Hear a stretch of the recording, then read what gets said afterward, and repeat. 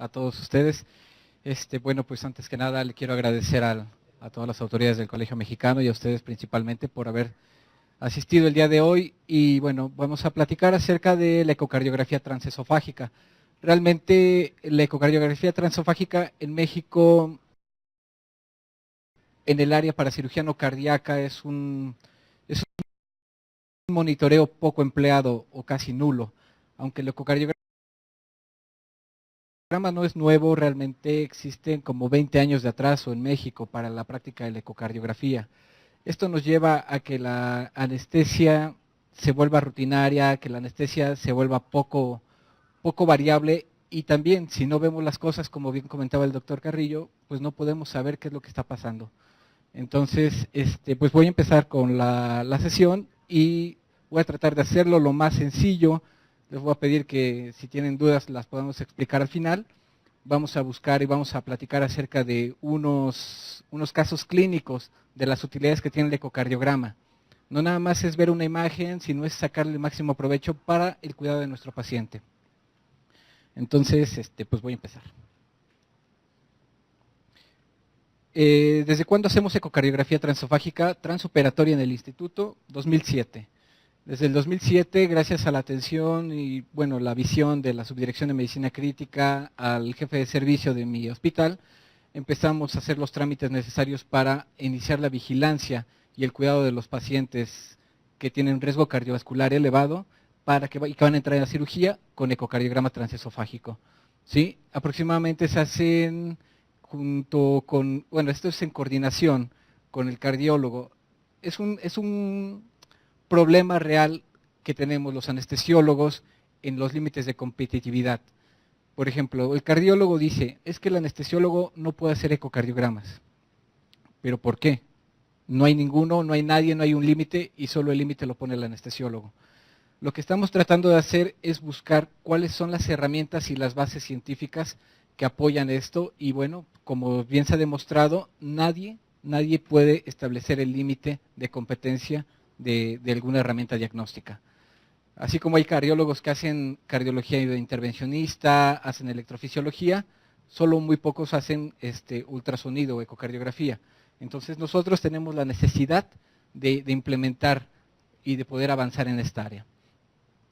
Hacemos aproximadamente unos 3 o 4 ecocardiogramas por semana, a veces 2, 3 diarios, dependiendo del número de pacientes con riesgo elevado.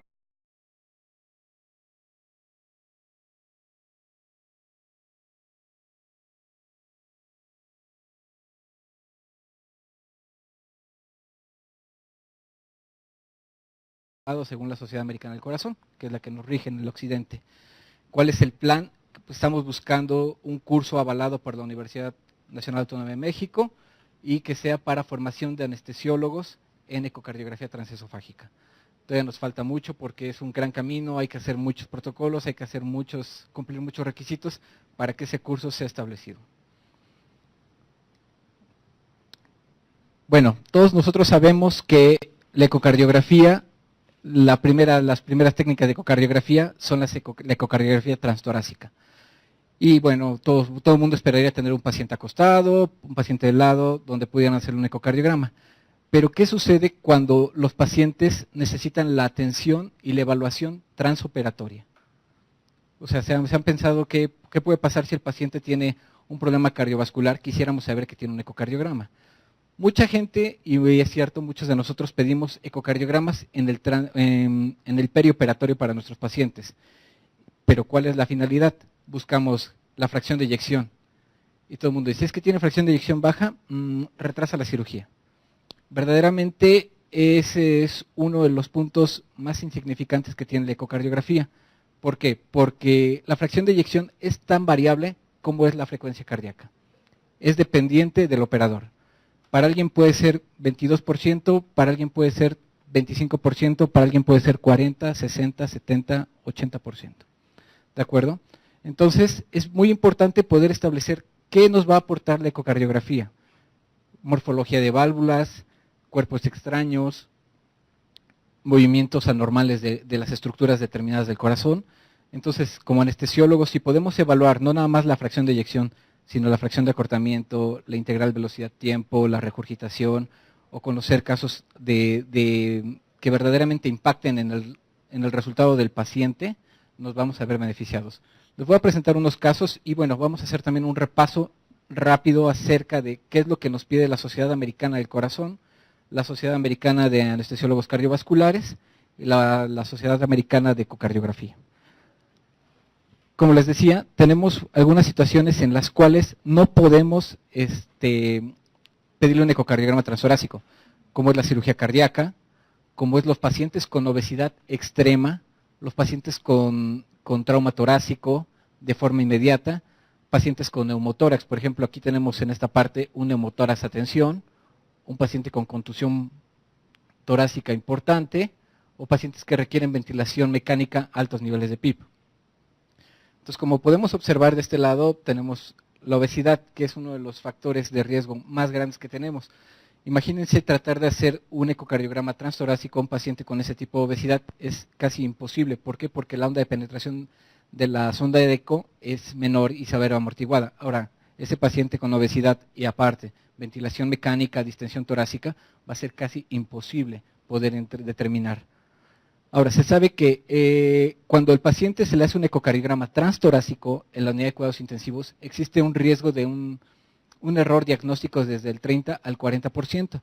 ¿Por qué? Porque el paciente está con ventilación mecánica, porque tiene múltiples cables, porque está en una sola posición, porque no lo podemos girar, porque está edematizado.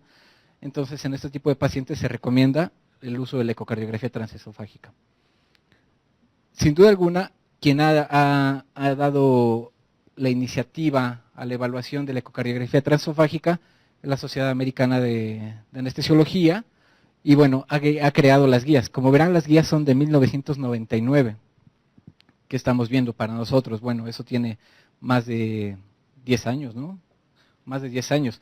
Y sin embargo, en México apenas estamos tratando de buscar un lugar, colocar al ecocardiograma realizado por cardiólogos. Yo creo que existen anestesiólogos que hacen ecocardiografía, no lo dudo, pero no han tenido el impacto suficiente para poder demostrar que el anestesiólogo es tan capaz como el cardiólogo para atender a los pacientes. La Sociedad Americana nos recomienda 20 ventanas. 20 ventanas son las 20 estructuras que se pueden determinar acerca de la ecocardiografía transesofágica. Y podemos observar aquí las primeras 4. Ahorita las vamos a ver con detenimiento porque sí me interesa que vean la correlación, y así es como se empiezan los cursos. Yo hice un curso en Pamplona, el curso internacional de ecocardiografía, y ahí nos enseñan poco a poco, y es lo que yo quiero hacer, tratar de explicar, hasta que todos estemos inmersos en este sistema de evaluación. Podemos observar la correlación del lado izquierdo gráfica, y del lado derecho podemos observar cómo se ve en el ecocardiograma. Entonces, verdaderamente tienen diferentes clasificaciones, son 20 cámaras, 20 visiones, perdón, y tenemos de las más importantes. No se necesita mucha imaginación para correlacionar esta estructura con esta estructura, ¿sí? Es cuestión de hacer ejercicio, ejercicio, ejercicio. Y para todos, nosotros somos expertos en fisiología, sabemos mucha fisiología todos nosotros. Entonces tenemos que correlacionar la fisiología cardiovascular y la imagen. Y después de eso, hacer la integración de todos los conocimientos necesarios. Por ejemplo, observamos en el 5 cámaras, esófago medio, sería importante determinar. Hay 3 niveles de profundidad en el esófago, superior, medio e inferior. La sonda de ecocardiograma tiene diferentes mediciones, graduaciones en centímetros, va de 10 en 10. Entonces, por ejemplo, de 0 a 15 centímetros, esófago superior, de 15 a 30, esófago medio, de 30 a 45, esófago profundo, ¿sí? Por ejemplo. Eso se va aprendiendo en la práctica porque sería demasiado perder el tiempo en este momento de tratar de decirles el esófago medio está a 12 centímetros y tiene que girar la sonda a 30, porque realmente no es el objetivo de este momento. Lo que quiero hacer es hincapié en que ustedes tienen o van a tener necesidad de aprender ecocardiografía transesofágica. Por ejemplo, tenemos esta imagen que es muy importante, válvula aórtica eje corto, porque en esta área podemos observar el movimiento de la válvula aórtica. La válvula aórtica tiene una similitud a una estrella de Mercedes-Benz, ¿sí? Es el signo del Mercedes-Benz característico. Y ahorita lo vamos a ver en un video. Se va a ver en un video y vamos a presentar algunas situaciones en las cuales vamos a poner en práctica sus conocimientos y vamos a conocer su opinión.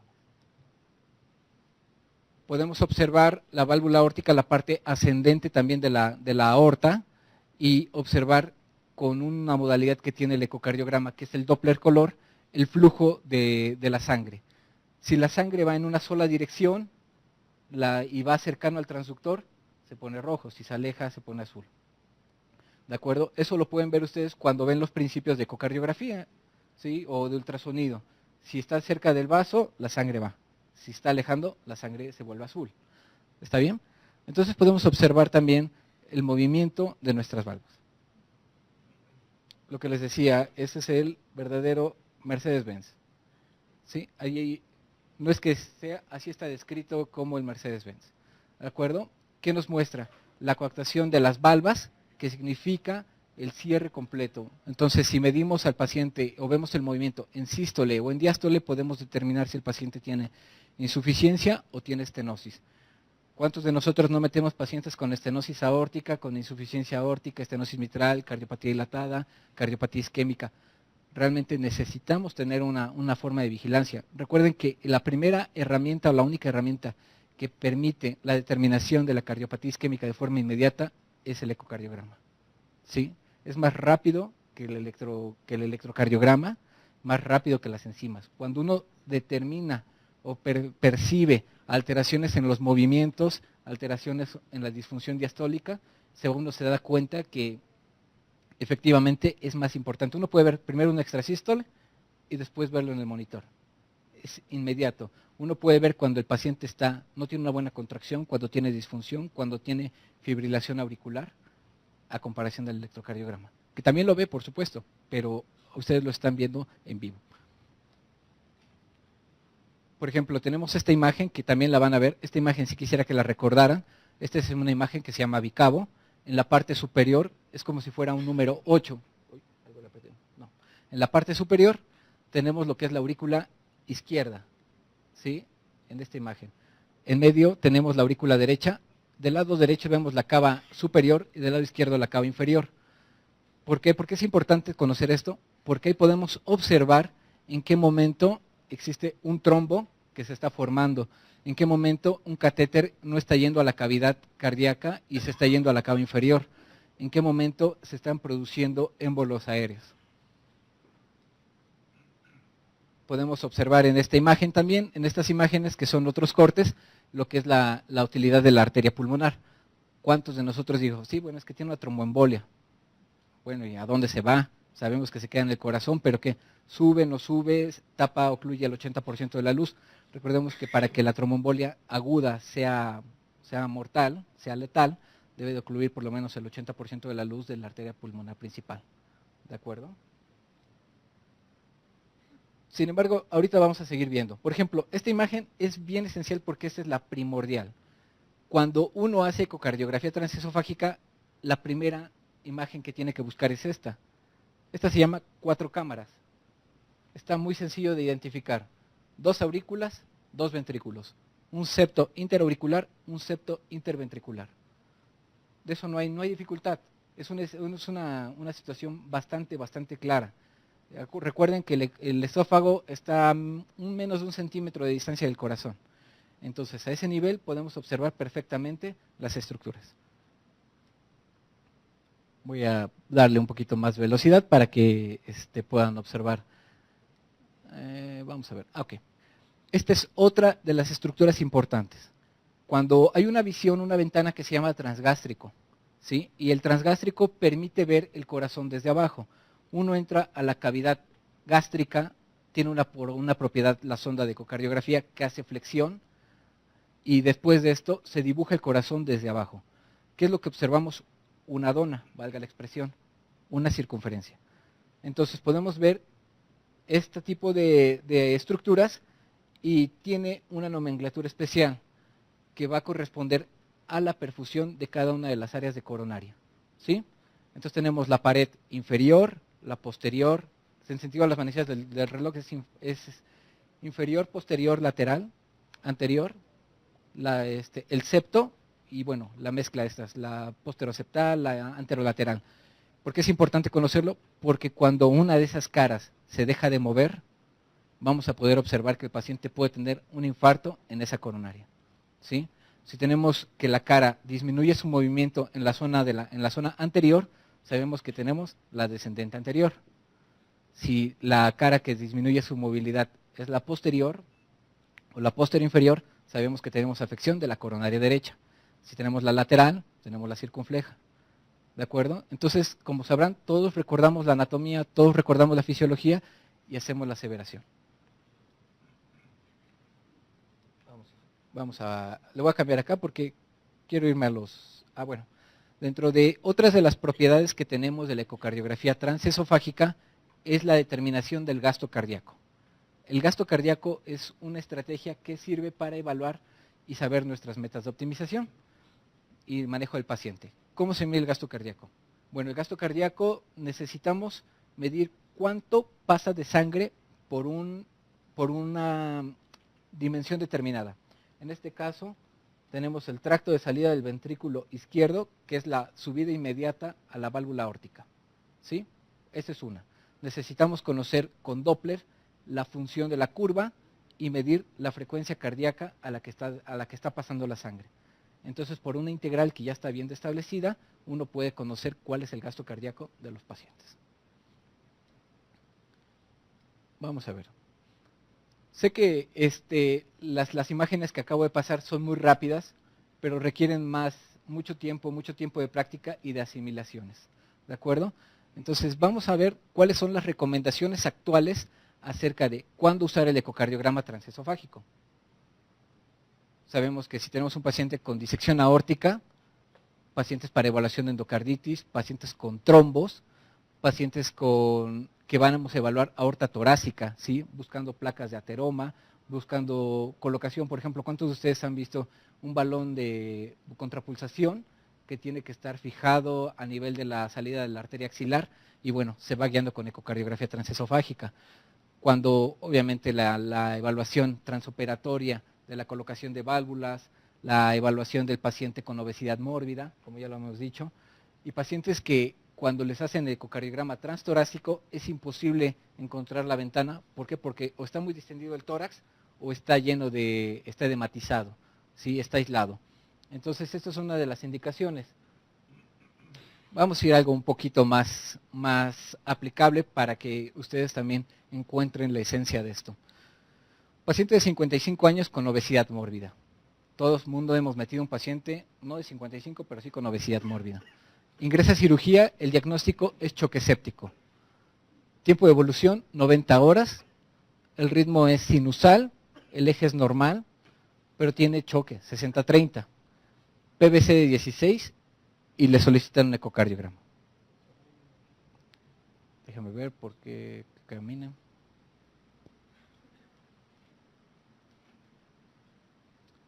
Ok, entonces esta es una de las imágenes principales. Observamos lo que les decía, las 4 cámaras. ¿Sí? Al observar las 4 cámaras vemos a la parte superior 2 aurículas y abajo 2 ventrículos. ¿Qué podemos observar ahí? Cualquiera diría, bueno, pues se mueve. Sí, verdaderamente se mueve, de acuerdo. El corazón está grande, probablemente está grande. Si es la primera vez que ven un ecocardiograma, no van a encontrar la diferencia si está grande o está pequeño el corazón.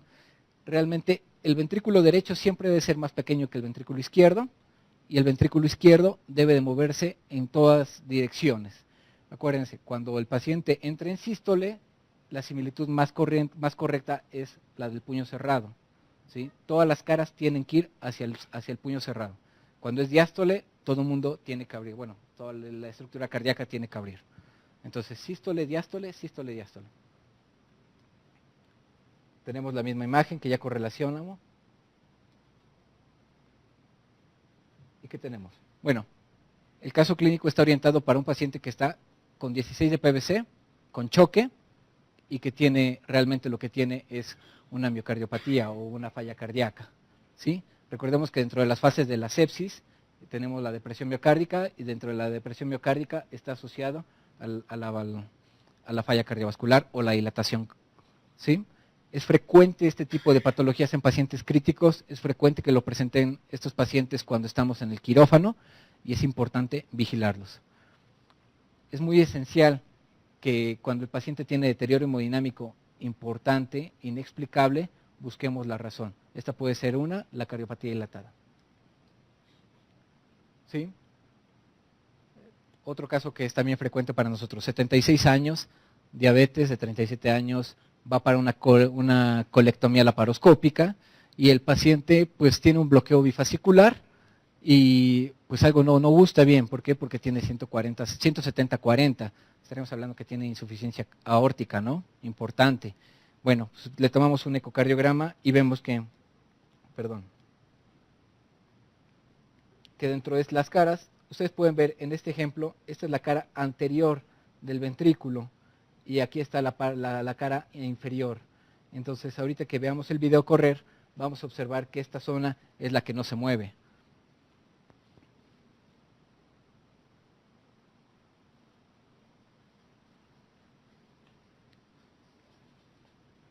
Entonces podemos observar que aquí se mueve el corazón, pero esto que debería de contraerse hacia el centro, que debería de verse más ancho a la hora de la contractura, es imposible.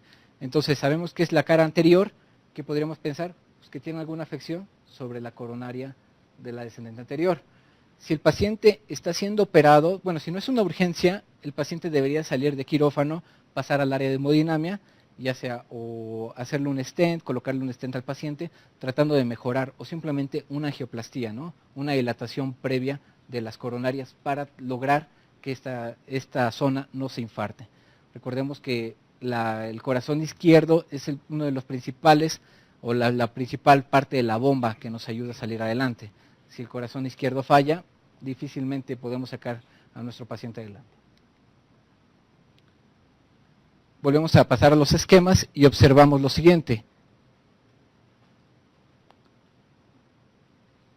En esta parte podemos ver que esta imagen corresponde a esta. Y lo que les decía, la zona anteroseptal que está dada por la arteria descendente anterior. ¿Sí? En los transgástricos podemos observar también todas las caras. Si nosotros buscáramos esta cara, podríamos ver que esta zona, que es la anterior, es la que no se mueve. ¿De acuerdo? Entonces es interesante conocer todas estas estructuras. ¿Cuántos de nosotros no hemos metido un paciente que ni siquiera, bueno, no sabemos qué le pasa esto, ¿no? El paciente sale a terapia intensiva y fallece a las 3 horas, ¿no? O hace falla cardíaca, requiere balón de contrapulsación, o lo tienen que meter en hemodinamia. Muchos de nuestros pacientes, lamentablemente, en el sistema de salud que vivimos, pues salen al quirófano, pasan a terapia y fallecen, la mayoría de los pacientes. Entonces, qué mejor que si el paciente lo podemos detectar a tiempo, lo atendemos mejor, lo cuidamos mejor y lo programamos a cirugía cuando tenga que ir a cirugía.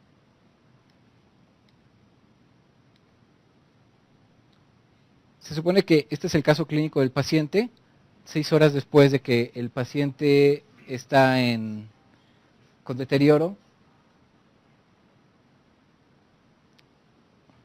Ha mejorado, le dieron tratamiento a su paciente, le dieron vasodilatador, le dieron inotrópicos, pero observamos que en el transgástrico, estas imágenes, observamos una contracción de la pared anterior, que mejoró la contracción de la pared anterior, pero toda la pared posterior no ha funcionado. ¿Sí? Vamos a ver si... Le colocan 3 stents al paciente con cualquier riesgo quirúrgico que tiene. Déjenme ver que camine este video porque algo sucede aquí. Allá. Y observamos que la contracción del corazón no es correcta.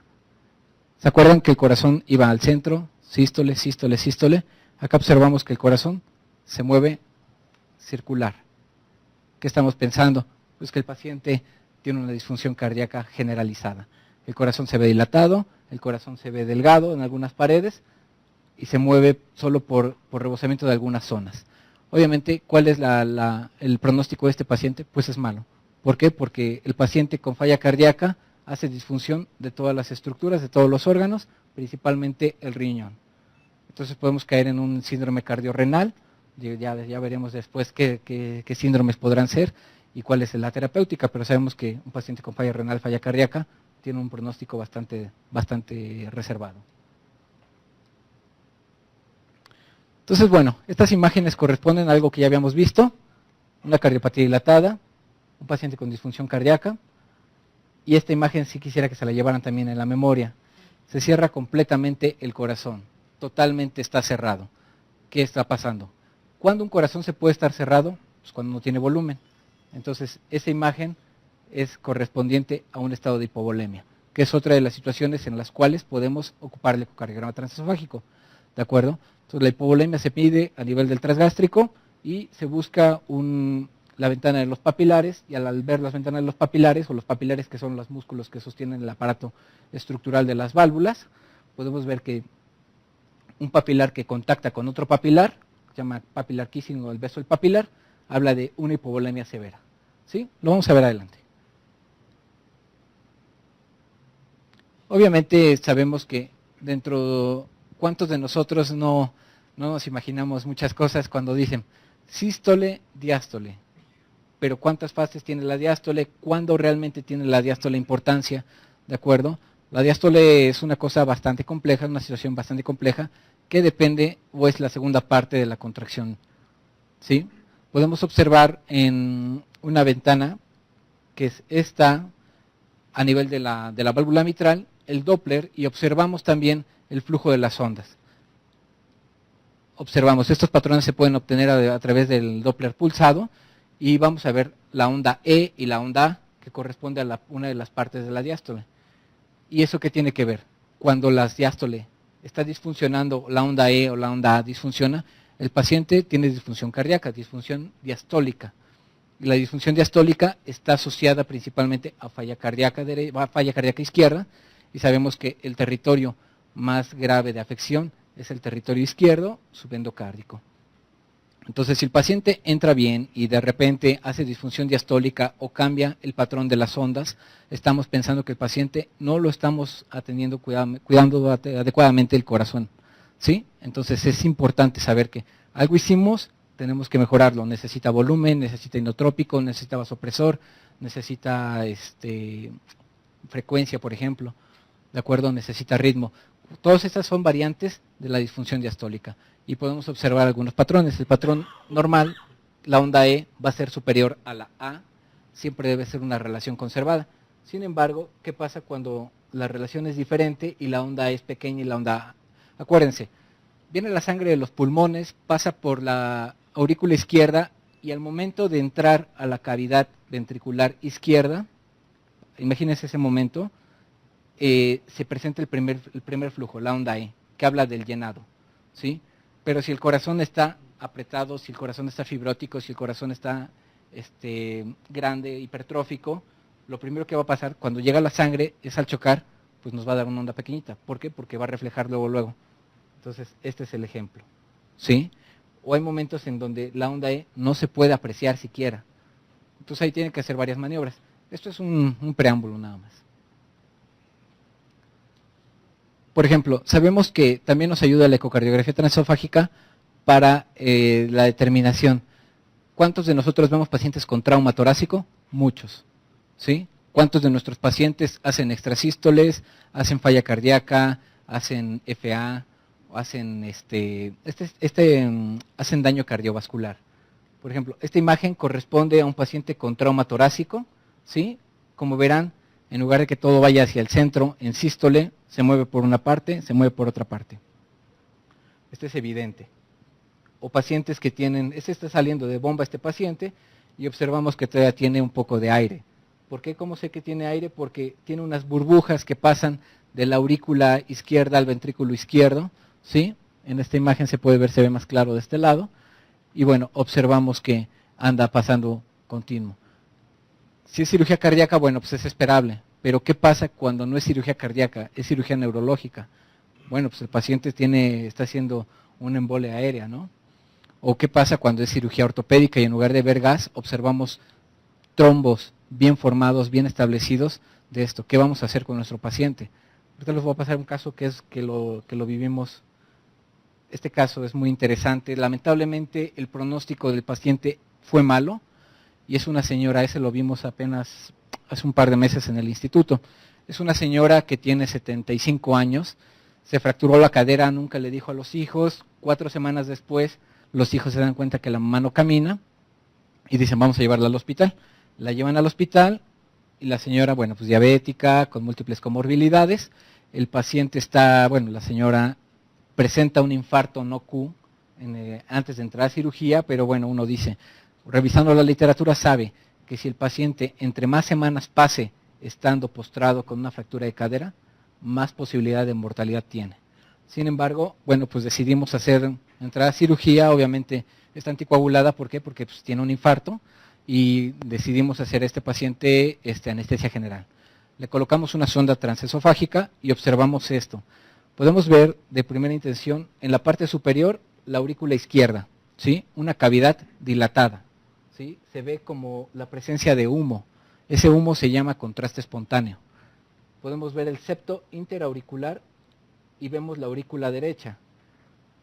Esta es la aurícula derecha, es la aurícula izquierda con contraste espontáneo, la aurícula derecha. Y dentro, sabemos que el paciente tiene FA porque la contracción del corazón no es regular. Ustedes pueden checar, no necesitan el electrocardiograma, pero saben que la contracción no es normal. Y de repente el paciente empieza con datos de deterioro hemodinámico, estábamos vigilándolo y observamos un tránsito en trombo. ¿Sí? Es una cosa bastante grave y bastante aparatosa. ¿Por qué? Porque uno no sabe exactamente a dónde proceder. Ese paciente tendríamos que haberlo sacado al área de hemodinamia, tendría que haber entrado un catéter de aspiración y tratar de aspirar lo máximo posible del trombo. Sin embargo, los catéteres de aspiración no son tan frecuentes, son extremadamente caros y bueno, pues no podíamos hacerlo en ese momento, lamentablemente. Entonces, podemos ver aquí la imagen. Esto lo vamos a mandar, es un caso, hay pocos casos reportados de trombo en tránsito observados, ¿no? No sé si es bueno o es malo reportarlo, pero bueno, es necesario. Entonces podemos observar un cuerpo extraño que se va formando, se va haciendo grande y lamentablemente pasa de esta cavidad a la cavidad inferior. Ahí va. Pasó. ¿A dónde se fue? Obviamente no se va a quedar en el ventrículo porque el ventrículo no lo va a retener, simplemente lo va a avanzar. ¿A dónde va? Pues al pulmón. ¿Cómo creen que le ha ido a esta paciente? Mal, ¿no? Lamentablemente la señora falleció a los 2 días, ¿sí? Y bueno, la causa fue una tromboembolia pulmonar. Tenemos otro caso que vimos en el instituto donde también es importante cuál es el impacto de la ecocardiografía ante la salud de nuestros pacientes. Observamos que la ecocardiografía nos permite vigilar al paciente de forma oportuna y cambiar la terapéutica médica, ¿sí? ¿Qué sucede en este caso? Casos reportados en la literatura como 5, donde se maneja el ecocardiograma para vigilar al paciente con trombo. ¿Cuántos de nosotros vemos nefrectomías? Muchos, ¿no? Una nefrectomía con un trombo en la vena renal que sube por la vena cava y que llega a la aurícula derecha. Entonces, bueno, dicen, ¿qué vamos a hacer con este paciente? Bueno, lo ve el cardiólogo y dice el cardiólogo, tiene una masa gigantesca que le llega a la aurícula. Gigantesca no significa gigantesca para la aurícula, ¿no? O sea, que impacta la aurícula.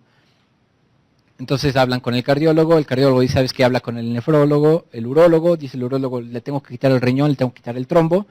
El cirujano cardiovascular empieza a hacer los planes y dice, bueno, mira, lo vamos a canular, lo vamos a meter y vamos a ver que vamos a quitarle el trombo vía transtorácica, ¿sí? Vamos a pinzar la cava y bueno, todo el procedimiento que lleva una cirugía cardíaca.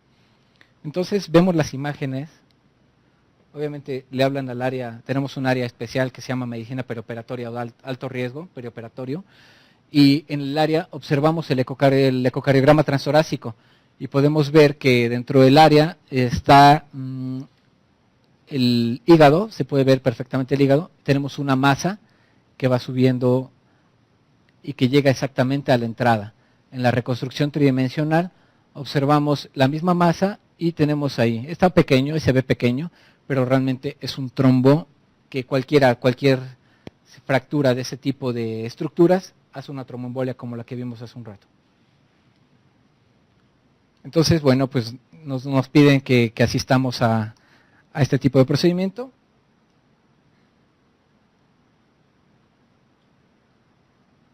Y empezamos. ¿Se acuerdan que les había dicho que guardaran en la memoria el bicavo, ¿no? La imagen bicavo, tenemos en la parte superior la aurícula izquierda, la aurícula derecha, la válvula tricúspide, las cavas, pero para nuestra sorpresa, no entra la masa a la aurícula. En ningún momento está entrando a la aurícula. ¿Sí? Entonces, la primera información que uno le hace al cirujano es que, ¿sabes qué? No tienes que abrirle el tórax. ¿Por qué? Porque no está entrando la masa. Obviamente la pregunta es de todos, ¿seguro? ¿Estás seguro? Sí, estoy seguro de eso. Entonces, empezando a hacerle la búsqueda,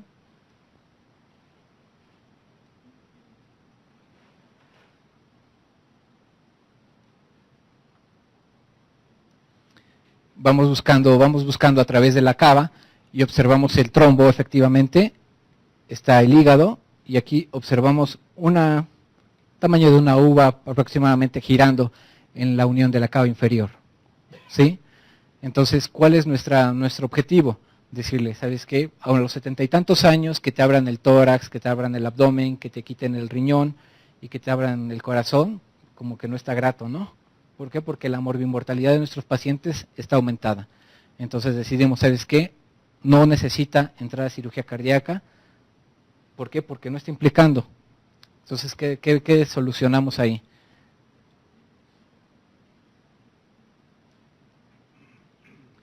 Pues bueno, damos la observación, se hace la decisión en conjunto y bueno, ¿qué es lo que sucede? Al paciente le hacen una nefrectomía, le hacen una cavotomía, extraen el trombo y nosotros hacemos nuestra vigilancia, no observamos ningún material en esta parte, aplicamos un Doppler, esta es una membrana que tiene la aurícula, pero no es un trombo formado y nuestro Doppler está permeable. Entonces aquí podemos decir que esta paciente se benefició al 100% de la ecocardiografía transesofágica. ¿Por qué? Porque hizo posible que esta cirugía haya sido oportuna, haya sido precisa, sin abrirle el tórax. Qué sorpresa sería que le sacan el trombo por abajo, entra cirugía cardíaca y el cirujano de cardio dice, pues no tenía trombo. ¿Sí? Entonces realmente nos fue bastante bien con este caso. Esta señora a los 7 días está en su casa y yo creo que sigue viva hasta el momento. Sabemos que otra forma de usar el ecocardiograma es para medir la hipertensión pulmonar. ¿Sí? La hipertensión pulmonar, sabemos que nuestros pacientes de poblaciones que están expuestas a humo de leña, que tienen enfermedad pulmonar obstructiva crónica, son factores para el desarrollo de EPOC. Bueno, de EPOC más bien dicho, y de hipertensión pulmonar. Ahora, ¿cómo podemos medirlo? Bueno, a nivel de la válvula tricúspide, si recuerdan la fisiología, cuando el paciente tiene hipertensión pulmonar, va a tener poscarga del ventrículo derecho aumentado, ¿de acuerdo? La poscarga va a estar aumentada. Entonces, las válvulas se van a volver insuficientes y una de las válvulas insuficientes, la tricúspide, va a ser un jet o va a ser un reflujo de sangre. Y el reflujo de sangre se mide y eso está asimilado por una fórmula bastante bien descrita, como la presión sistólica del ventrículo derecho o la presión sistólica de la arteria pulmonar, que son iguales siendo que sea una columna completa. Entonces podemos medir este tipo de hipertensión.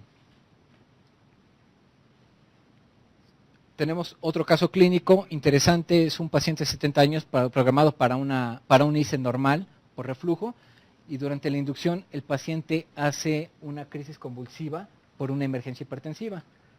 Entonces hace crisis convulsivas tónico-clónicas y posterior a eso solo sabíamos que tenía dislipidemia. Tenía antecedentes de historia, de insuficiencia venosa, y bueno, sabíamos que tenía un soplo tricúspide. Le tomamos un ecocardiograma y ¿qué observamos a través de esto?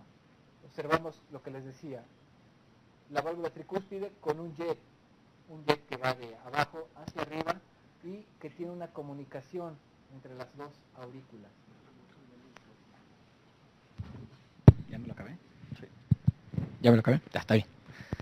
¿De acuerdo? Entonces podemos observar que este tipo de pacientes, realmente nadie podría esperar que el paciente hiciera una convulsión y que el paciente tuviera una emergencia hipertensiva. ¿Qué es lo que sucede? ¿Qué podemos pensar? Si tenía un trombo, hace crisis convulsivas, ¿Por qué? Porque pudo haber embolizado. Y si tiene un foramen oval, pudo haber pasado de un lado a otro. Y bueno, el pronóstico de nuestro paciente es diferente. Sabemos que el paciente puede llegar a estar lesionado del sistema nervioso, es un evento vascular cerebral. ¿De acuerdo? Entonces, como les decía, los hallazgos corresponden a un foramen oval permeable con una insuficiencia tricuspidia por hipertensión pulmonar severa. ¿Está bien? ¿Cuántos de nosotros no vemos pacientes todos los días? ¿Cuántos de nosotros vemos un paciente que tiene inestabilidad hemodinámica y nos ponemos a pensar qué estará pasando realmente en su cuerpo? ¿Qué estará pasando en su corazón? ¿Cómo puedo ayudarle para mejorar? Realmente necesitamos impactar más en la atención de nuestros pacientes. Sabemos que la fracción de eyección es una herramienta, lo que les decía, todo el mundo pide un eco y lo primero que ven es la fracción de eyección. Sin embargo, la fracción de eyección es tan variable como es la frecuencia cardíaca. ¿Sí? Entonces, es una herramienta, sí, pero es operador dependiente y no es lo más importante que buscar en un ecocardiograma. Aquí podemos observar que en el transgástrico, que es el transgástrico que les comentaba, hay un modo M, que es el modo de movimiento, se congela y simplemente se mide lo que es la diástole y la sístole en las paredes ventriculares. Y con eso es suficiente para determinar la fracción de eyección. ¿Por qué? Porque las máquinas lo calculan todo. ¿De acuerdo? Tenemos otro método, el anterior es el TEICO, este es el método Simpson, que es el método que más comúnmente se ocupa. Vemos el corazón, las 4 cavidades y observamos el relleno o rellenamos, trazamos los bordes del ventrículo y rellenamos. Y simplemente vemos la diferencia en sístole, en diástole. Y con esto sacamos una fracción de eyección. Hasta el momento vamos tranquilos en esta área. Sé que no es fácil, sé que no es sencillo. ¿Por qué? Porque muchos de ustedes es la primera vez que están frente a un ecocardiograma transesofágico. Muchos de nosotros tratamos de tratar de digerir, tratamos de hacer más sencilla esta situación para que puedan sacar el máximo provecho. Este es otro ejemplo, un paciente que llega posterior a un trauma politraumatizado. Esta imagen ya la habíamos visto, ¿no? Esta imagen les corresponde a un paciente con disfunción cardiovascular secundaria a un trauma, ¿sí? Es una contusión cardíaca. Sabemos que la contusión cardíaca está asociada a extrasístoles, elevación de enzimas, áreas de infarto, áreas de isquemia que no son totales y podemos observar que el movimiento no es normal. ¿Sí? No necesitan ser expertos para saber que si les dicen que todo debe ir hacia el centro, esto se mueve de forma anormal, de forma irregular. Contusión cardíaca, daño pulmonar. Ahora imagínense este tipo de daño en un paciente con aparte del trauma, isquemia, paciente que está anémico, un paciente que está hipoxémico, un paciente que tiene tórax inestable. O sea, digo, si no atendemos este tipo de situación, si no lo vemos, no vamos a poder ayudarle de forma oportuna. ¿Por qué? Porque esto es deterioro. Acuérdense que el corazón cuando está traumatizado también se inflama, ¿sí? Y esto nos puede asociar a mayor daño. Esta es una imagen importante, sabemos que toda la cavidad se vuelve pequeña, ¿sí? Apenas si podemos apreciar el centro de la imagen, ¿sí? Este es un paciente que está con 130 de frecuencia cardíaca, tiene 70-40 y el paciente pues no mejora. Esta imagen es característica de hipovolemia, ¿de acuerdo? Esta es la imagen característica de hipovolemia. ¿Por qué? Porque apenas si vemos que la cavidad está expandida, vemos que la cavidad está totalmente cerrada. ¿De qué depende? Según Frank Starling, dice que entre más agua más distensión tenga la membrana, la fibra miocárdica, mayor va a ser la fuerza de contracción, pero necesitamos expandir el volumen. ¿De acuerdo? Ahorita van a ver la diferencia. Este es el de hipovolemia. Este es el mismo caso. Aquí vemos poquito. Aquí vemos una cavidad un poco más grande. Aquí se pueden apreciar los papilares, ¿sí? ¿De qué depende? Pues de haberle pasado volumen, simplemente. ¿Cuánto es la PVC ideal de un paciente? Realmente, si uno busca en el libro, existe PVC de 0 a 7, de 5 a 12, pero nunca va a ser lo mismo para cada paciente. Sin embargo, si uno puede ver la imagen del ventrículo izquierdo y puede observar el movimiento de los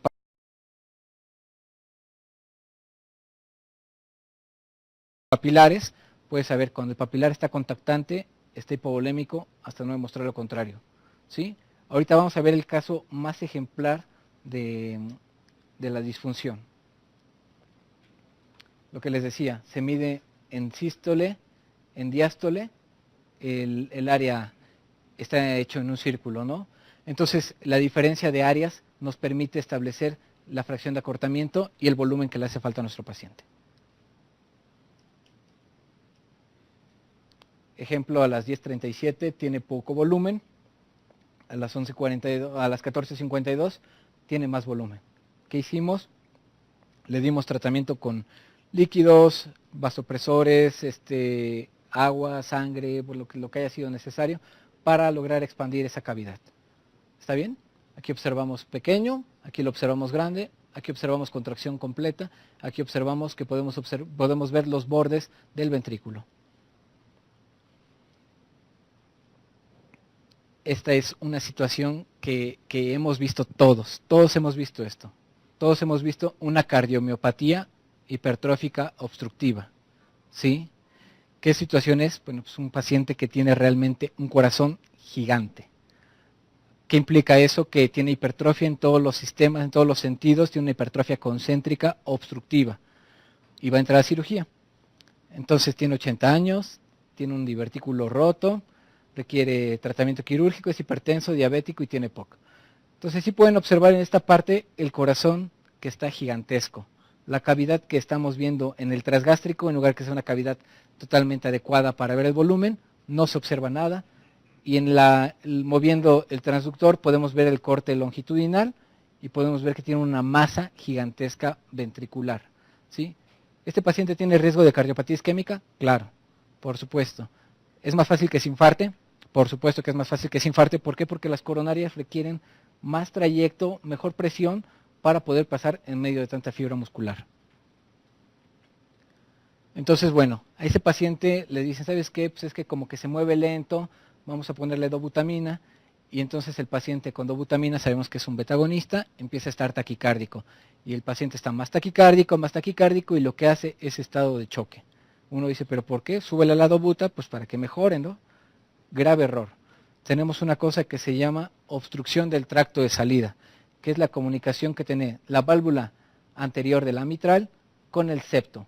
Ahorita lo vamos a ver con Doppler para que sea más ejemplificado, ¿sí? En esta parte que esta cuerda es la valva anterior y este es el septo interventricular con la válvula aórtica. Ahorita van a ver la imagen que se ve con esto. Volvemos a ver la imagen, aquí vemos el flujo, aquí el flujo tendría que pasar hacia la válvula aórtica, ¿de acuerdo? Sin embargo, choca, baja el flujo y cuando tiene que pasar de un lado para otro, esto no comunica. Entonces el paciente pues no tiene sangre, el paciente está en choque. Entre más frecuencia cardíaca le den a ese paciente, más chocado va a estar. Entonces el tratamiento obviamente es el beta bloqueo, ¿sí? Sin embargo, pues hay que saber, hay que haber visto esa estructura porque uno dice, bueno, pues es que ya le puse porque pensé que el paciente tenía bajo gasto, si tenía bajo gasto, tenía marcadores, tenía lactato alto, ¿sí? Pero requería este tipo de atención. Entonces es importante reconocer que el ecocardiograma aquí sí tiene un alto impacto. Cosas que también podemos observar fácilmente es la producción de trombos, la producción de tamponades, ¿no? ¿Cuántos de nuestros pacientes tienen derrame pericárdico o llegan a desarrollar un derrame pericárdico que comprime totalmente la estructura? Por ejemplo, en esta vemos una gran comunicación o cantidad de líquido que comprime el ventrículo y podemos ver que no se está contrayendo normalmente. Vemos un espacio que no existe. Aquí vemos el hígado, aquí vemos el corazón y en medio vemos otra situación, ¿sí? Otra vez. Esto es importante, por ejemplo, en pacientes que van a cirugía cardíaca, que posterior en la unidad de cuidados intensivos desarrollan estado inestable. Entonces, ¿cuántos de ustedes hacen cuidados intensivos? Bueno, es importante saber que en el posquirúrgico cardíaco, los pacientes con anticoagulación por válvula pueden llegar a ser tamponades y esas tamponades pueden provocar la muerte y mortalidad de los pacientes. Hay tamponades bastante graves, por ejemplo, este es un bastante extenso. ¿Por qué? Porque no nos mueve totalmente el paciente. A las 18:30 el paciente está inestable, está taquicárdico, y a las 18:35 el paciente tiene un trombo gigantesco. Obviamente sabemos que dentro de las causas de actividad eléctrica sin pulso existe lo que es el tamponade, ¿no? Y sabemos que es una cosa mecánica que si no es tratada oportunamente, el paciente va a entrar en falla cardíaca y va a morir. Nosotros hemos tenido la oportunidad de hacer, hay una situación que van a buscar en la literatura, van a encontrar que se llama eco de rescate. Cuando el paciente entra en paro, cualquier tipo de paro, se le puede hacer un ecocardiograma transesofágico a pesar de que tiene las compresiones cardíacas. ¿Sí? Nosotros hemos tenido oportunidad de hacer un par de ellos, digo, tampoco es tan frecuente porque no es bueno que el paciente esté parándose a cada rato, ¿no? O digo, que se pare para hacerle un eco, por supuesto que no, pero bueno, hemos tenido un par de pacientes de paro presenciado, uno que vimos en una embolia aérea, un paciente con hemorragia por una hepatectomía extensa, y la semana pasada tuvimos un paciente con una tromboembolia pulmonar masiva. Ese sí estuvo irremediable. ¿De acuerdo? Entonces conocemos que el tamponade puede ser bastante fuerte.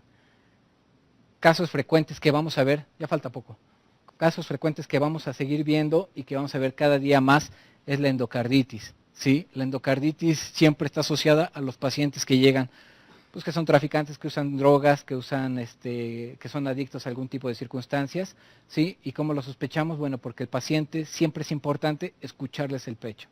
Cuando escuchamos el tórax del paciente, observamos que tienen un soplo, sería la indicación precisa para hacerle un ecocardiograma al paciente. Paciente con soplo, ecocardiograma. Paciente con soplo y antecedentes patológicos o toxicomanías positivas, ecocardiograma. Entonces observamos en esta parte, con el tiempo, obviamente esto se consigue con el tiempo, observar que las estructuras tienen cambios de morfología y también observamos que en esta parte tiene, en lugar de que sea una parte continua, tiene unas alteraciones. Le ponemos el Doppler de color, que es una herramienta muy útil, y observamos que tiene fuga. Esta es la válvula mitral y el paciente tiene una insuficiencia mitral. Entonces imagínense cómo, si uno ya sabe que tiene insuficiencia mitral, uno hace su plan anestésico para atender la insuficiencia mitral. ¿De acuerdo? Si uno no supiera que tiene insuficiencia mitral y le da cualquier deterioro hemodinámico, no lo puede explicar. Sin embargo, pues el tratamiento no va a ser oportuno. Si uno ya sabe que tiene insuficiencia mitral, ya sé cómo tratar una insuficiencia mitral. ¿Por qué? Porque lo estoy viendo. ¿De acuerdo? Y bueno, observamos trombos y masas en muchas partes. Aquí tenemos una pegada junto a una de la valva no coronaria de la válvula aórtica, donde se ve.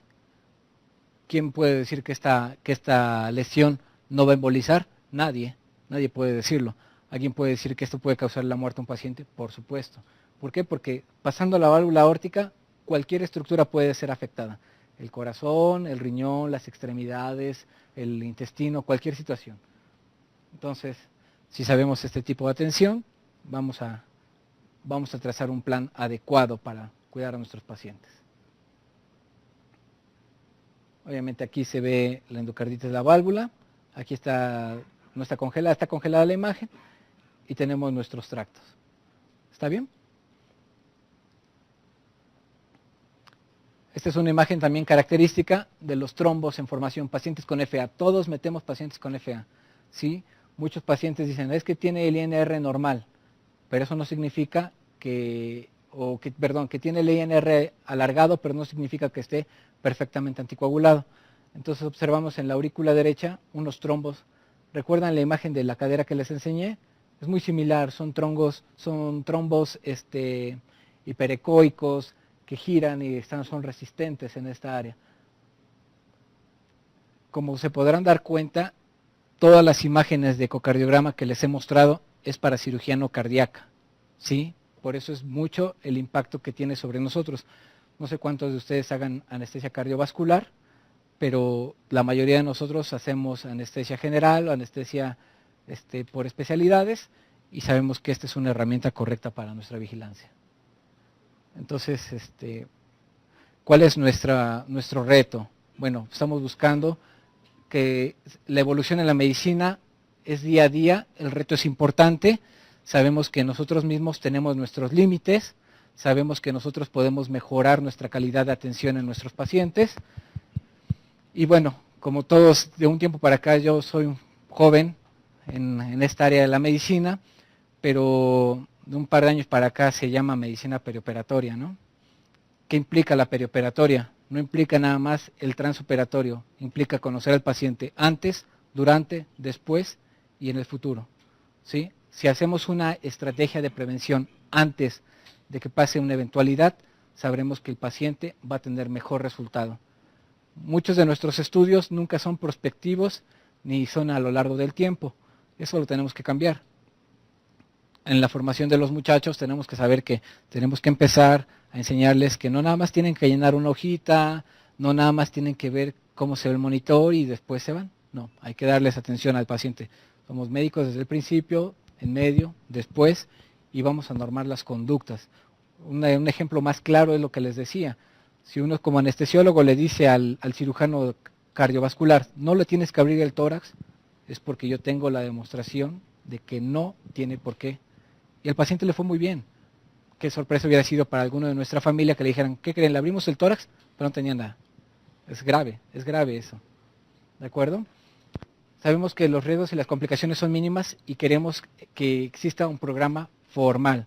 Como les decía en la primera diapositiva, estamos haciendo la lucha para meter el curso avalado por la UNAM y buscar tengamos un lugar en la medicina moderna. Y bueno, pues eso es todo. Muchas gracias.